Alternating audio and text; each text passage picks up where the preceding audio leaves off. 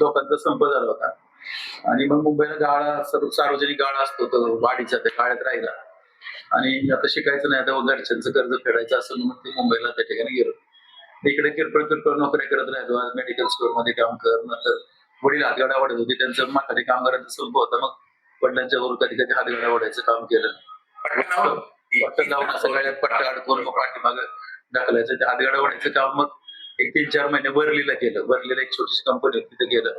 नंतर Wadala medical and general stores मध्ये medical store मध्ये काम केलं. त्याच्यानंतर अंधेरीला पवईला एका वर्कशॉप मध्ये काम केलं. नंतर गोरेगावला एक किरण इंडस्ट्रियल इन्स्टिट्यूट होते, 4-5 लोकांचं वर्कशॉप, तिथं काम केलं 8 रुपये रोजानं असं. नंतर असं करत करत करत मग नंतर संप मिटला. वडिलांनी परत आम्हाला सुरू केली. ते म्हणले तू परत जा तिकडे शिकायला. त्यांना वाटलं माझ्यासारखंच तू आता हातगाड वाढण्यापेक्षा गावाला जाऊन शिकायला सुरुवात कर. पण मी परिस्थिती आडबडीत 2-3 वर्ष आजारी, संप. मग आई बरोबर 8वी पासून मी कोणाच तरी शेतात, आईच्याकडे शेतात कामाला जायची, कांदा काढायला, पुढे चिक्कू तोडायला, काही करायचं. पुढे ज्वारी काढायला जायचं, सरी तोडायला जायचं. हे सगळे काम येतात. म्हणजे ड्रायव्हरही मला मोठी गाडी चालवता येते, कारण आमच्या गावात ड्रायव्हर जास्त होते. मग त्यांच्याबरोबर कॉलेज असताना कधी कधी क्लिनर नसत तर क्लिनर म्हणून जायचं. मग ते गाडी चालवायचे तर मग मी गाडी चालवायला शिकलो. असं करत करत थोडस करत गेलो. मग काम करत करत म्हणजे नंतर 8वी नंतरचं सगळं शिक्षण मला काम करून केलं.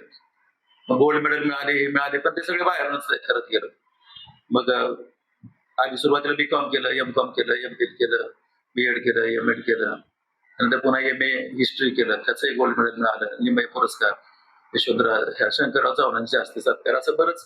त्यात MPSCला 91, 92, 93 MPSCच्या मेन्स पर्यंत गेलो. इंटरव्ह्यूला काही त्यावेळेस जमलं नाही. मग त्यानंतर सेट नेट 95 झाले माझं. ज्यावेळेस पोलीस सेट नेट होत नव्हतं त्यावेळेस 95 सालीच मी सेट नेट त्या ठिकाणी झालो.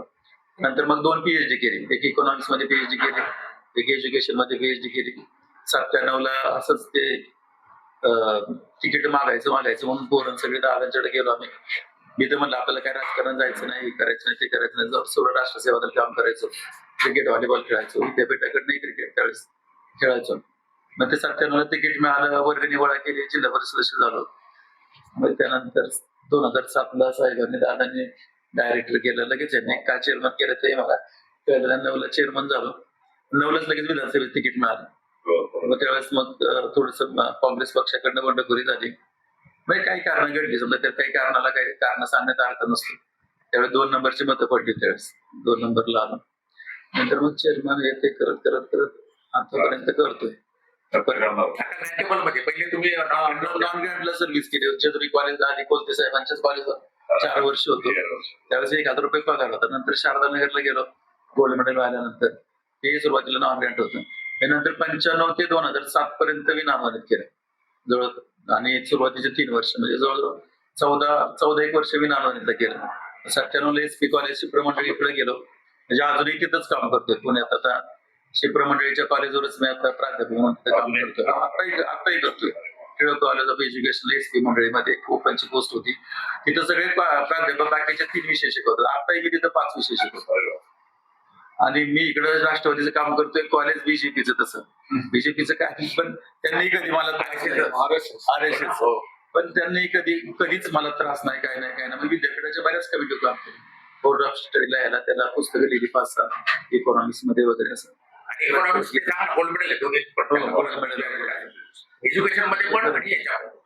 त्यामुळे तिथे इकॉनॉमिक्स शिकवतो, कॉमर्स शिकवतो. सकाळचं कॉलेज करायचं, दुपारी बँकेत यायचं, संध्याकाळी राजकारणाचं काम करायचं. आणि बरं का सर, ते सांगा की ज्याच्यामुळे ते पण मला झालं. मुंबईला कसे राहिले तुम्ही, कसे उपाशी राहत होते, कोणाकोणाची काळात की अवस्था, त्यांची अवस्था ते सांगा. ते म्हणजे नाही डोळ्यात मुंबईला काय ते गाड्यावरच राहायचं. आई नंतर माझ्या लग्नाच्या आधीच आई मरण मारली. आणि नाते होते काय फार मोठे नव्हते. माझा भाऊ लहान होता, तो माझ्यापेक्षा 7 वर्षांनी लहान होता. आणि मग ते वडीलही त्यानंतर राहिले. त्यामुळे आम्हाला आयुष्यभर काम करावं लागलं. नंतर मी इंटरकास्ट मॅरेज केलं. माझंही लग्न आंतरजातीय विवाह केला. जेजुरीतली बारबाई म्हणून ते आंतरजातीय म्हणून हे नातेवाईक. तसे ऍक्च्युली ते गुरव समाज आहेत, पण ते त्यावेळेस आंतरजातीय विवाह केला. मी राष्ट्रसेवादात काम करायचं, त्यामुळे जातपात काही मानतच नव्हतं त्यावेळेस. मी गेल्याच्या नंतर कितीतरी आमच्याकडे 25-30 मुलांनी नाव नोंदवून आंतरजातीय विवाह केले.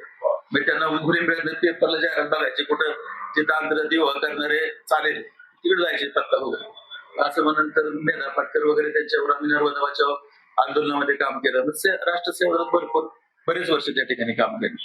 पण आता गावात मी राजकारणात आल्यापासून 35-40 वर्ष गाव मोठे कसं 12-13 हजार मतदान आहे, परंतु गाव 35 वर्ष ग्रामपंचायत आमच्याकडेच माझ्यामुळे. आता गेल्या वेळेस तर बिनविरोध झाले साहेब, म्हणजे 10,000 मतदानाचं गाव आम्ही बिनविरोध केलं. आता आणि आजूबाजूच्या नंतर ग्रामपंचायत फुटली 4 झाले, त्यातल्या 4च्या 3 बिनविरोध झाले.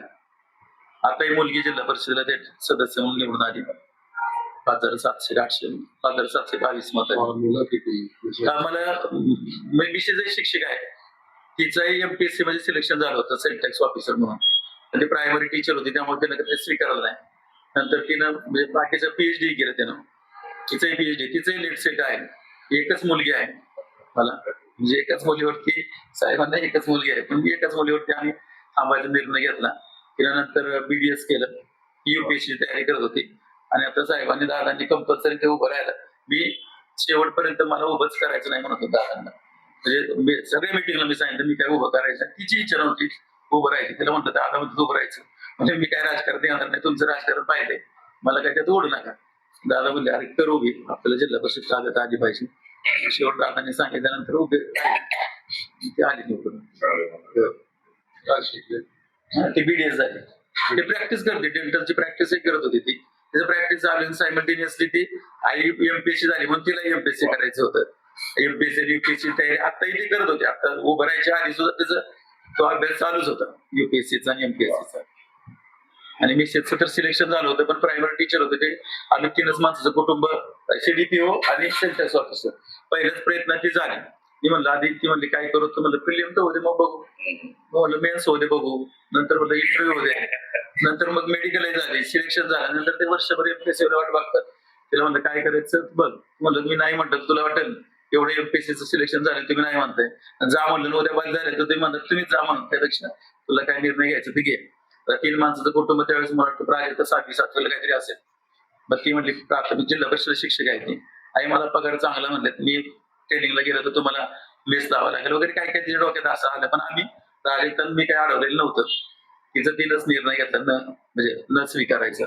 ते आता जिल्हा परिषद शिक्षक म्हणून काम करते.